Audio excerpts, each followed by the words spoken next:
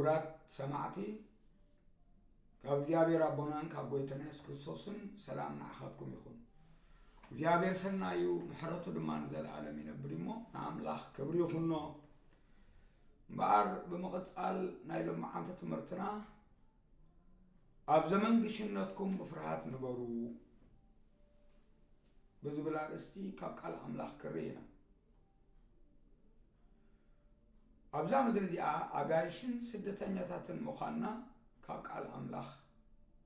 ክንምሃር ኢና ክፍሊ ንባብና ኣብ ቀዳማይ ጴጥሮስ ምዕራፍ 1 ካብ 15 ክሳብ 17 ዘሎ ስግር ኢልና ድማ ኣብ ካልኣይ ምዕራፍ ካብ 11 ክሳብ 17 ክርኢ ኢና ከነንብቦ ኢና እሞ ኣንቢብና ድማ ክንፅሊ ኢና ከምዚ ይብል ከም እዙዛት ውሉድ እምበር ከምቲ ብዘመን ድንቁርና ከለኹም ዝገበርኩምዎ ናይ ቀደም ትምኒት ኣይትግበሩ ኣነ ቅዱስ እየ እሞ ቅዱሳት ኩኑ ዝብል ጽሑፍ ስለ ዘሎ ከምቲ እትጸውዓኩም ቅዱስ ዝኾነ ንስኻትኩም እውን ብኩሉ ንብረትኩም ቅዱሳት ኩኑ ነቲ ንነፍሲ ወከፍ ብዘይኣድልዎ ከከም ግብሩ ዝፈርድ ንስኻትኩም ኣቦልኩም እትጽውዑ ካብ ኮንኩምሲ ኣብዚ ዘመን ግሽነትኩም ብፍርሃት ንበሩ ይብለና ኣብዚ ዘመን ግሽነትኩም በፍርሃት ንበሩ ስግር ኢሉ ድማ ካልኣይ ምዕራፍ ቁጥሪ 11 እንታይ ኢሉ ኣቱም ፍቁራተይ ከም ኣጋይሽን ከም ስደተኛታትን እመኸረኩም ኣለኹ ካብቲ ምስ ነፍሲ ዝዋጋእ ስጋዊ ትምኒት ርሓቑ እቶም ከም ገበርቲ እከይ ገይሮም ዝሓሚኹም ዘለዉ ንሰናይ ግብርኹም ርኦም በታ መዓልቲ ሓተታ ንኣምላኽ ምእንቲ ከመስግንዎ ኣብ ማእከል ኣሕዛብ ኣካይዳኹም ኣጸብቑ ከምዚ ሰናይ እናገበርኩም ዕሽነትቶም ዘይፈልጡ ሰባት ክትዓብሱ ፍቓድ ኣምላኽ እዩ እሞ ነቲ ከም ኣብ ልዕሊ ኩሉ ዘሎ ንጉስ ወይስ ነቶም ንገበርቲ እከይ ክቐፅዑ ንገበርቲ ሰናይ ከዓ ክነእዱ ካብኡ ተላእኩም እኳነንቲ ስለ እግዚኣብሔር ኢልኩም ንስርዓት ሰብ ዘበለ ተገዝኡ ከም ውፃኣት ሓራ ከም ኣገልገልቲ ኣምላኽ እምበር ከምቶም ነቲ ሓርነሲ መጎልበብ ክፍኣት ዝገብርዎ ኣይትኹኑ ንኩሉ ሰብ ኣኽብሩ ሕውነት ኣፍቅሩ ንኣምላኽ ፍርህዎ ንንጉስ ኣኽብርዎ ይብል ኣርእሲ ትምህርትና ኣብ ዘመን ግሽነትኩም ብፍርሃት ንበሩ ንጸሊ እግዚአብሔር ክዛረበናን ክመህረና ቅዱስ ሰማያዊ እግዚአብሔር ኣቦ ብጎይታና ብኢየሱስ ክርስቶስ ስም በዛ ሰዓት እዚኣ ኣብ ቅድሚ ዝፋን ንቐርብ ኣለና እግዚአብሔር ኣቦ እቲ ዝግባእ ምዝራብ ክንክእልን ነቶም ስምዑ ድማ መልእኽቲ ክኸውንን ንስኻ ክትዛረበና ንጽሊ ኣለና ቃልካ ንዘለዓለም ዝነብርን መንገድና ዘቐንዕን ስለ ዝኾነ በዚ ቃል እዚ ተዛረበና ጎይታ መንጽቡቕ ፍቓድካ ስለ ትዛረበናን ስለ ትምህረናን ድማ ተመስገን ካብ ዘለዓለም ንዘለዓለም እትቅዱስ ስምካ ይባረኽ ኩሎም ኣሕዋተይ ድማ በብሽሞም ኣብዚ ዘለዉ ክትባርኾም እጽሊ ካብ ዘለዓለም ንዘለዓለም ድማ ንስኻ ክበር ብሽም ኢየሱስ ኣሜን ኦራይ እምበኣር ኣብዚ ጽሑፍ እዚ ከም ዝረኣናዮ ኣነ ቅዱስ እየ እሞ ቅዱሳት ኩኑ ዝብል ጽሑፍ ከም ዘሎ ከምቲ ትጸውዓኩም ቅዱስ ዝኾነ ንስኻትኩም እውን ብኩሉ ንብረትኩም ቅዱሳት ኩኑ እቲ ነፍሲ ወከፍ ከከም ግብሩ ብዘይኣድልዎ ዝፈርድ ንስኻትኩም ኣቦልኩም እትጽውዑ ካብ ኮንኩምሲ ኣብ ዘመን ግሽነትኩም ብፍርሃት ንበሩ ኢሉ ሐዋርያ ጴጥሮስ ነዞም ፈሓይሎም ዘለዉ ኣብ ብዘሎ ዓድታት ናይ ንእሽቶ ኤስያ ኣብ ትበሃል ሕጂ ኣብ ቱርክ ዝርከባ ቦታታት ንዘለዉ ቅዱሳን ፋሕ ንዝበሉ ቅዱሳን ካብ ቃል እግዚኣብሔር ንምጽንዖም ዝኸውን ቃል ክዛረቦም ከሎ ኣብ ዘመን ግሽነቶም ብፍርሃት ክነብሩ ተዛሪብዎም ኣሎ እምበር እቲ ኣርእስትና እንታይ እዩ ኣጋይሽን ስደተኛታትን ምዃንና መጽሓፍ ቅዱስ ይመስክር ስለምንታይ ኣጋይሽን ስደተኛታትን ንኸውን أبزا مدرزيا كننبر كلنا بزيك أملاخ أبزنا برنا الأوان كم فقد رأسنا أبتمنا لسنا الأوان إذا مدرن إذا عالم زيان نزل عالم النبر الله وي عدي منابرتنا غيرنا خم زقصرنا خم كون زكالي بيسوس كريستوس آمنا نجزي أبهر أبونا إلنا خبص أو عنا اللي معلتنا السماوي بونا سماوي إمو نحنا دما سماويان سلزخلنا أتوم كابت منفس استمقلنا زبلنا كلنا منفس أملاخ مبر منفس عالم يبلنا نمو سلازا أبز عالم زي أدايشن سدتنيا تاتن مخانا يمسحب قدوس زاربنا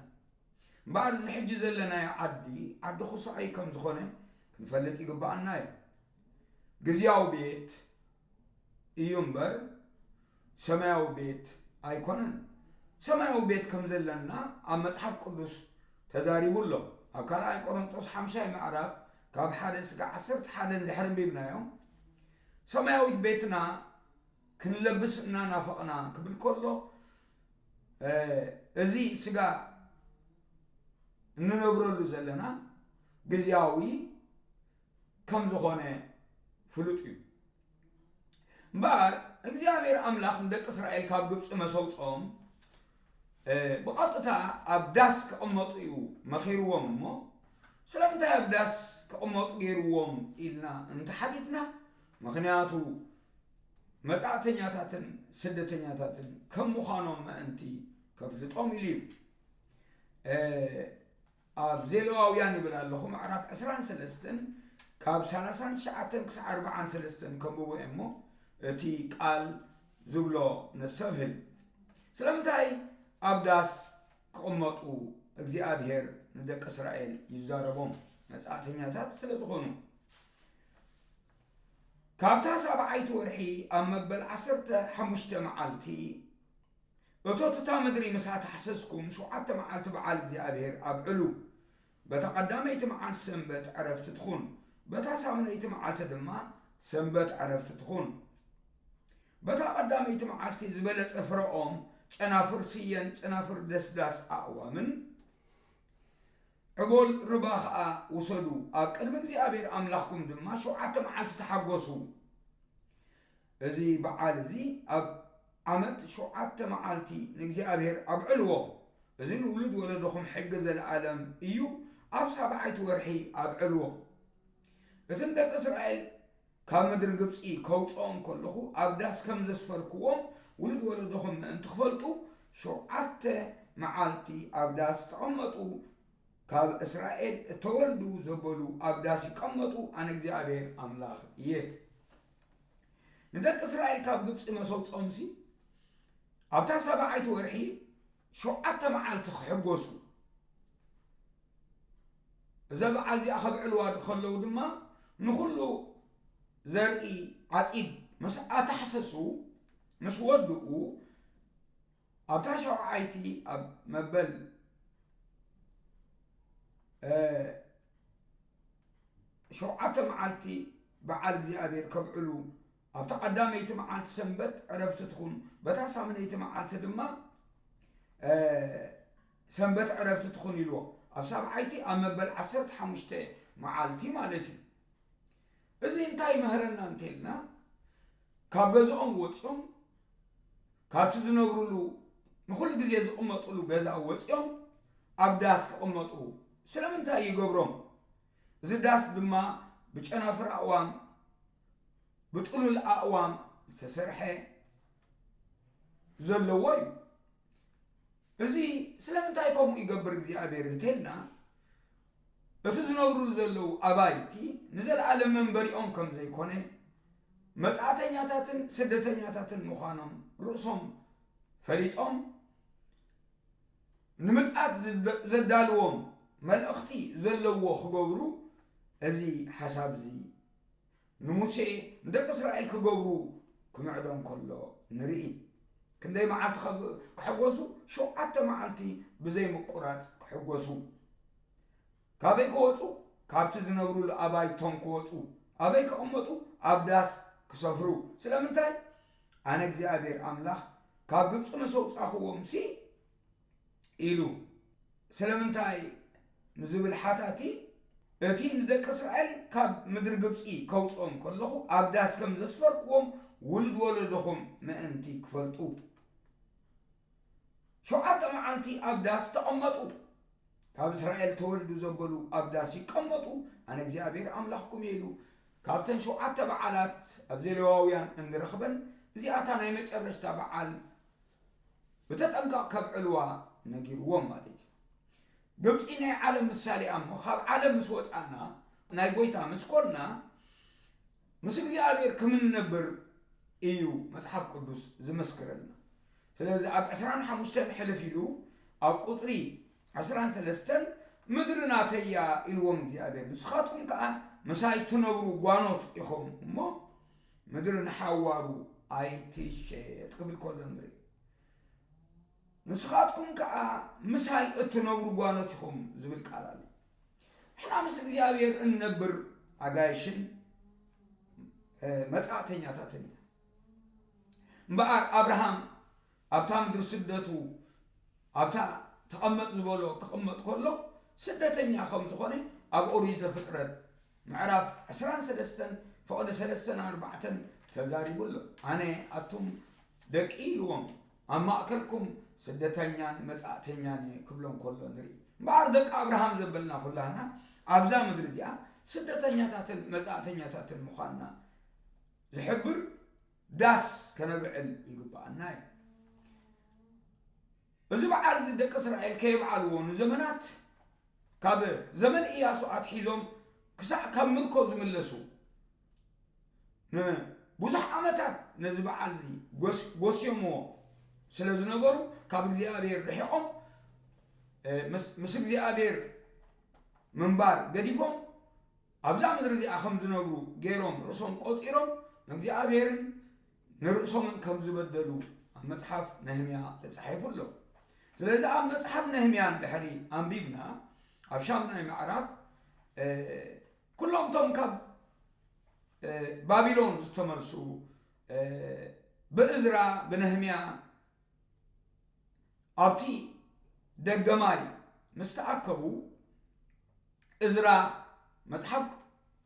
ከንብበሎም ከሎ መጽሐፍ ሙሴ ከንብበሎም ከሎ እቶም ህዝቢ ይበኽዩ ነይሮም ዘብክዮም ምኽንያት ድማ እቲ ኣብቲ መጽሐፍ ቅዱስ ተጻሒፉ ጽንሐ ከምቲ እግዚአብሔር ዝበሎ ኣብ ህይወቶም ስለ ዝሓለፈ በቲ ዝወረዶም መከራ ንኣምላኽ ብዘይ ምእዛዞም ዝገጠሞም ሽግር እናዘከሩ ይበኽዩ ነይሮም ኣይትብከዩ ኢሎሞም ድሓር ግን ኣብቲ መጽሓፍ መሰንበቡ ከዓ እዚ በዓል ዳስ ዝኸብዕሉ ከም ዝነገሮም ምስ ረኸቡ በዓል ዳስ ከብዕሉ ከለዉ ንርኢ ነህምያ ምዕራፍ 8 ካብ 13 ክሳዕ መወዳእታ እታ ካልኣይቲ መዓልቲ እቶም ዋናታት ማይ ቤት ኣቦታት ናይቲ ኩሉ ህዝብን ካህናትን ሌዋውያንን ቃላት እቲ ሕጊ ክምርምሩ ናብ እዝራ ጸሓፊ ተኣከቡ ብበዓል እታ 7ይቲ ወርሒ ከዓ ደቂ እስራኤል ኣብ ዳስ ክቕመጡ ናብ ኩለን ከተማታት ናብ ኢየሩሳሌም ከዓ ናብ ከረን ውፅሞ ከምቲ ጽሑፍ ዝበሎ ንምስራሕ ዳስ ጨናፍር ከምቲ ጽሑፍ ዝበሎ ኣውልዕ ዘይትን ጨናፍር ኦም ኣውልዕ መሮርን ጨናፍር ጸጾም ጨናፍር ስየን ጨናፍር ደስዳስ ኣእዋምን ኣምፁ ኢሎም ከስምዕዎምን ክእውጁን እግዚአብሔር ሙሴ ከም ዝኣዘዞም ኣብቲ ሕጊ ተጻሒፉ ረኸቡ ሽዑቶም ህዝቢ ወፂኦም ኣምፁ ነፍሲ ወከፍ ኣብ ልዕሊ ናሕሱን ኣብ መከባብያታቱን ኣብ ኣጸዳት ቤት ኣምላኽን ኣብታ ገፋሕ ቦታ ደገ ማይን ኣብ ገፋሕ ቦታ ደገ ኤፍሬምን ዳስ ስርሑ ብዘላታ ማሕበር ናይቶም ካብ ምርኮ ተመልሱ ኩላቶም ከዓ ዳስ ሰሪሖም ኣብ ዳስ ተቐመጡ ደቂ እስራኤል ሲ ካብ ዘመን ኢያሱ ወዲ ነዌ ጀሚሮም ክሳዕዛ መዓልቲ እዚኣ ከምኡ ኣይገበሩን እሞ ኣዝዩ ዓብዪ ሓጎስ ኮነ ካብታ ቀዳመይቲ መዓልቲ ጀሚሩ ክሳዕታ ዳሕረይቲ መዓልቲ ድማ መመዓልቲ ነቲ መጽሓፍ ሕጊ ኣምላኽ ኣንበቦ 7 መዓልቲ በዓል ኣብዓሉ በታ ሳምናይቲ መዓልቲ ድማ ከምቲ ሕጊ ሙሴ ኣኼባ ኮነ ይብለና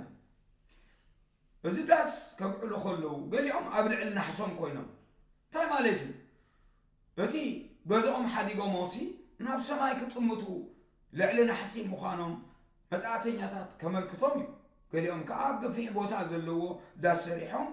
ገሊኦም ድማ ኣብታ ኣጸዳት ቤት ኣምላኽ ዘለዎ ቦታ ኮይኖም ከብዕልዎ ከለዉ ንርኢ እዚ መጻእተኛታትን ስደተኛታትን ምዃኖም እናዘከሩ 7 መዓልቲ ሓጎስ ይሕጎሱ እምበኣር 7 ናይ ፍጻሜ ቁፅሪ እሞ ኩሉ ምስ ተወድአ ኩሉ ምስ ተፈጸመ ኣነ ንስኻትኩምን ንዘለዓለም ምስ እግዚኣብሔር ብዘይንገር ሓጎስ ክንሕጎስ ምዃንና ኣብ ቀዳማይ ጴጥሮስ ምዕራፍ 1 ካብ 5 እስካዕ 8 ዘሎ ብዘይንገር ሓጎስ ሕጎስ ኢኹም እቲ ትጽበይዎ ዘለኹም ክርስቶስ ምስ መጽአ ገጽ ንገጽ ምስ ረኢኹምዎ ይብል እቲ ብዘይንገር ሓጎስ ኢልዎ ዘሎ እዚ ዓብዪ ሓጎስ እዚ እዩ እግዚኣብሔር ተመስገን ይኹን እምበኣር ኣነ ንስኻትኩምን ኣብዛ ምድሪ እዚኣ መንፈስ ኣምላኽ ክሳዕ ዘሎና ኣጋይሽን መጻእተኛታትን ኢና እምበኣር ኣምላኽ ምስ ደቂ እስራኤል ከም ሓለፍቲ መንገዲ ከም ስደተኛታት ኣብ ዳስ ክቕመጡ ነጊርዎም ርኢና ኣለና ኣብ ዘሌዋውያን 23 ኣብ ዘሌዋውያን 25 ኣብ ነህምያ 8 ኣንቢብና ኣለና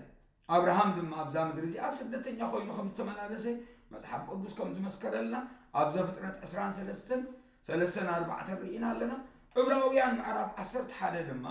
ካብ 8 ጀሚርና እንተርኢናዮ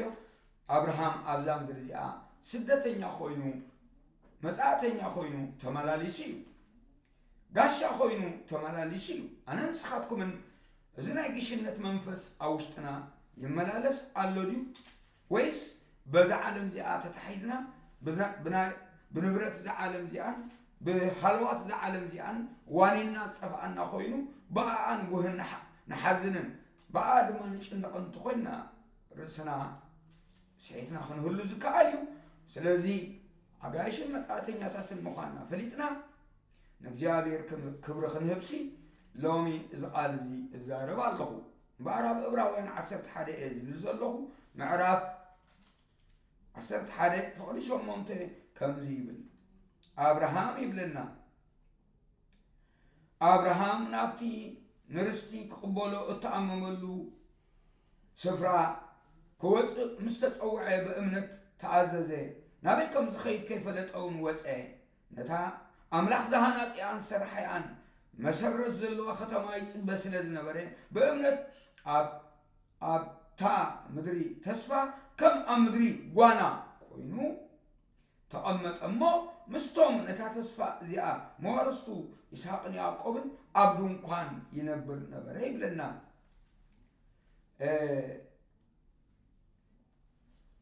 ቀፂሉ 13 እንታይ ኢሉ እዚኣቶም ኩላቶም ነተን ተስፋታት ኣይረኸብዎንን ግና ካብ ርሑቕ ሪኦም ተሳለምዎን እሞ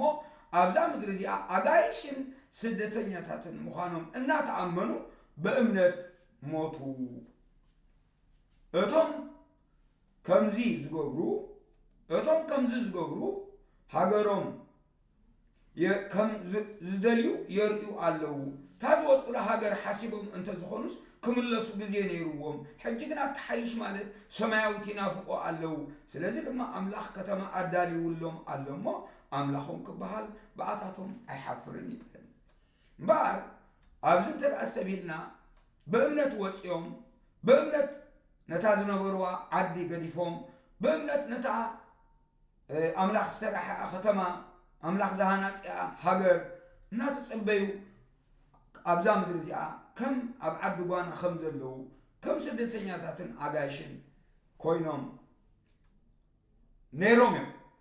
ኣብርሃም 175 ዓመት ክቕመጥ ከሎስ ኣብ ድንኳን ይነብር ነይሩ ስለምንታይ ኣብ ድንኳን ትነብር ኣለኻ እንተበልኩሞ ሓንቲ ዝፈልጣ ነገር ኣላቶ ኣምላኽ ዝሰርሐ ከተማ ፅበ ስለ ዘለኹ ኣብዛ ኣነ ጋሻን መጻእተኛን እየ ናብ ሰማይ ገፀይ ናብቲ ኣምላኽ ዘለዎ ኣምላኽ ዝሰርሐ ከተማ ናፍቕ ኣለኹ ከም ዝብለና ፍሉጥ እዩ እምበኣር ኣነ ንስኻትኩምን ከ ኣብ ምዕራፍ 13 ቁፅሪ 12 እንታይ ኢሉ ኣሎ ስለዚ የሱስ ከዓ ብደሙ ንህዝቡ ምእንቲ ክቅድስ ኢሉ ኣብ ወፃእ ኣብ ከተማ መከራ ፀገበ نتات مسئن دل علونا مبراب زتنا بركتما يبلنا نمو حجي تعرفو تسكمنا ناوت سفرنا ونوصا امبارسي بونا املاح كل ساعة مسوات مسقانا مالت مسمو زئمنا فرخنا فرنا قريبنا مبار يسوس كريستوس عالم نعو زي تبقى تاختما دما يروساليم شعو زنبرت كالي نقص أنجيسها سلز نبرت يسوس أبعف كتما مكرا خصقب ناب أف كتما خمزو تقو سدتنيا نظام درزي أدما مسعتنيا خمزو خونه نعمل كته نابقو تقويعنا مو نحنا ونتا أملاح الصراحة قدس ختما نصبن تدعالي ناسي نابقو نابتي يسوس زلو وخنواتيو زعد منا زلو مبارح واتي እግዚአብሔር መጻተኛ ስደተኛ نحنا መጻተኛ ታት ስደተኛ ታት ደቅ እስራኤል መጻተኛ ታት ስደተኛ ታት አብርሃም ከመውን ዳዊት መዝሙር ዳዊት 39:12 መጻተኛን ስደተኛን ከም ዝኾኑን እሱ ተአሚኑሎ መዝሙር ዳዊት 39:12 ከም ዝብል ጽሑፍ ነንብብ እሺ ቁጥር 12 ተኸምበ እንታይ ይብሎ አቅድሜኻ ጋሻ ከም ኩሎም አቦታተይ ስደተኛ እሞ ወጎይታይ ጸሎተይ ስማዕ እዝንኻ ናብ አውያተይ ምለስ ብንብዓተይ ስቃይ ትበል ካብዚ ኸይከድኩ ህልውናይ ከይጠፍአ ክቐስንሲ ሕደገኒ ክብሎ ከሎ ንሪ አቅድሜኻ ጋሻ ምናልባት ኣብ ቅድሚ ዓለማውያን ከም ካልእ ክመስሎም ይኽእል እዩ ንሕና ግና ኣብ ቅድሚ እግዚኣብሔር ኣብዛ ምድሪ እዚኣ ከም ኩሎም ኣቦታትና ስደተኛታትን መጻተኛታትን ምዃንና ክንእመን መጽሓፍ ቅዱስ ይነግረና ኣብ መዝሙር ዳዊት 119 ካብ 11 ክሳብ 19 ድማ ኣነ መጻተኛን ጋሻን እሞ ትእዛዛትካ ኣይትሕብኣለይ ኢሉ ንሕና ኸ መጽሓፍ ቅዱስ ከምዚ ኣቐዲመ ዘንበብክዎ ዕብራውያን 13 መጻተኛታት ከም ዝኾንና መስኪሩሎ እምበር ሓደ ሰብ ኣብዚ ዓለም እዚኣ ጋሻን ስደተኛን ምዃኑ ብኸመይ ይፈልጥ ወይ بخمي يفلت أنا بابرو مسكر دخانه خير و بأكايدو بأمنته بهيوته قاشا هم زخانه نمسكر على هيوته كر زكالي سلازي هذا شو عتنا تبي كأربولكم يمو هذا قاشا وي مزعتينا أبزام درجة عمخانو زئمن زبلة نسو بس مسكر زي كفلت يكالي قدامي استولدوا لهاجرن سدرا بيتن ينافق قاشان تراخون استولدوا لهاجرن سدرا بيتن ينافق سلاد سمع أبونا قبل على خب أريام نابو قصو نابتصرح كتما يعدم الناس لذلو نحنا أبزتنا بركتما خمزي بلنا فليتنا سدرا بيتنا أخذ نافق كلنا زي قدامي ملكتي اتخال عيكي أبتي بقشنة النقمة تقول له هاجر سور عين سددن مالتي متاخلنا عين سرتن مالتي سلازي أب صنع بيت أيكوننا نبر أب داس أب تندا أب جزياو بيت نبر مالتي أب إبراويان 11 كاب 10 زنببنا مسيل سالساي زيجنتو سماعو سلازخونه بجزياو زيجنت دا ينبر مبر زيجنتو عيلوتني أفيليب سالساي معرف كاب 18 هاجرنا أب سماعتي أخاب عد ما ملحينا يسكرسوس نصبل لنا يلو أب إفسون كلا أي معرف دما كاب 19 انتهي لله نسخاتكم دك عدم القدسان سدرا بيتنا أملاخيكم منبر أجايشن مسأتين يتاتنا يكونكم يلو نعلم أجايشن سدتين يتاتن مسأتين يتاتنينا نتاسماوي هاجرنا نتوم قدسان زلوا نتجابير أملاخنا نقويتنا يسكرسوس زلوا بنا أجايشن مسأتين يتاتن أيكوننا سلازي الإبراويان معرف 10 كاب 10 سماوي هاجرنا كرنسيون كتما أملاخ كم زخنة حبيرو زلوا رابعاي مستم زيدك عدو أيوا سبني أي تحواوسني بمان قدم دما أي كيدني أماني مزي أماني قدر يقولون برهان متسلمات حبرت يقولون كريستوس مسيت أن دما حبرت يقولون نحنا وصو تفلي رخص دما يتمكيو تباهلنا إنامو بزم خنيازي عين تحواوسن إذا ملكت نايقايشن مسعاتين يتاتن مخالنا ملكتي حامشاي ልቡ በጊዜያውን ሓላፍን ነገር ኣይትሓዝን እዩ ማለት ብኡ ረኺበ ኢሉ ካብ ልክዕ ንላዕሊ ኣይሕጎስ ስኢነ ጎዲልኒ ኢሉ ከዓ ካብ ልክዕ ንላዕሊ ኣይሓዝን ኣይጉሂ ርእሱ ኣይጎድል ምክንያቱ ንብረት ናይዚ ዓለም እዚኣ ሓላፊ ስለ ዝኾነ በዚ ነገር እዚ ኣይትጨነቁ በዚ ናይ ምድሪ ነገር እዚ ካብ መጠን ላዕሊ ኣይትጓሃዩ ኩሉ ክሓልፍ እሞ እቲ ግዜ ቀረባ ስለ ዝኾነ እግዚኣብሔር ቀረባ እሞ ብጎይታ ተሓጎሱ ሻርሻይ ኣብዛ ምድሪ እዚኣ እምበኣር ብፍርሃት እግዚኣብሔርን ብጥንቃቐን ከዓ ይመላለስ እምበኣር ቀዳማይ ምልክቱ ተቐዳማይ ጥበብ ፍርሃት እግዚኣብሔር እሞ ብፍርሃት እግዚኣብሔር ክመላለስ ከሎ ይርአ ሻውዓይ ካብቲ ምስ ነፍሲ ዝዋጋእ ስጋዊ ትምኒት ይርሓቕ እዚ ድማ ካብ ሓጢኣት ይርሓቕ ማለት እዩ እግዚኣብሔር ይመስገን እምበኣር እግዚኣብሔር ኣምላኽና ምሳና ጋሻ እሞ ብግሽነት ንመላለስ ኢየሱስ ምሳና ጋሻ እሞ ኣብዛ ምድሪ እዚኣ ጋሻ ኮይኑ ተመላለስ እሞ ንሕና እውን ብግሽነት ምስኡ ንንበር መንፈስ ቅዱስ ድማ ምሳና ጋሻ እሞ ብግሽነት ክንመላለስ ይፅውዓና ሮሜ ሻምናይ ምዕራፍ ካብ 26 ክሳዕ 30 رأي يوحنس 22 ቁጥር 17 እቲ መንፈስን እታ ማሕበርን ንዓ ይብሉ ኣለዎ